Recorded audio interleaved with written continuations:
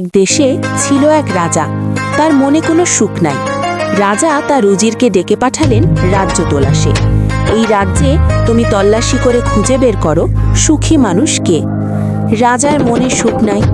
উজির তখন রাজ্যে বেরিয়ে পড়ল সুখী মানুষের খোঁজে। রাজ্যে এক এক করে প্রত্যেকটা মানুষকে জিজ্ঞেস করা হলো সুখী মানুষের খোঁজ। সুখী মানুষকে বলতে পারো? সকল কিছু খোঁজাখুঁজি করলো। অবশেষে উজির আবার রাজার কাছে ফিরে আসলো খবর নিয়ে। রাজা জিজ্ঞেস করলো, তুমি কি কোনো খোঁজ পেয়েছো? উজির রাজার প্রশ্নের জবাব দিল, না হুজুর, আমি কোনো খোঁজ পাইনি। প্রত্যেকটা লোক মানুষকে জিজ্ঞেস করা হয়েছে, কেউ সুখী মানুষের খোঁজ জানে না।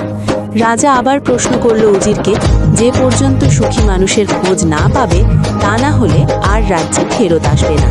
উজির আবার রাজার সুখী মানুষের খোঁজে বেরিয়ে পড়ল।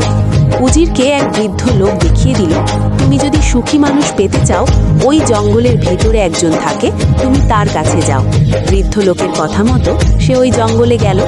উজির ওই জঙ্গলে যাইয়া দেখে ওই লোকের গায়ে কোনো জামা কাপড় নেই। উজির তখন বুঝতে পারল ওর গায়ে কোনো জামা কাপড় নাই, খাবার নাই, ঘর বাড়ি নাই, তাহলে সেই তো সুখী মানুষ। উজির তখন রাজ্যে ফিরত এসে রাজাকে বলল, হুজুর, আমি তো সুখী মানুষের খোঁজ পেয়েছি। রাজা তখন উত্তর দিল, যত দ্রুত সম্ভব তুমি তাকে আমার সামনে নিয়ে এসো। উজির তখন উত্তর দিল, হুজুর, আমি যে তাকে সামনে নিয়ে আসব, তার গায়ে তো কোনো জামা কাপড়ই নাই।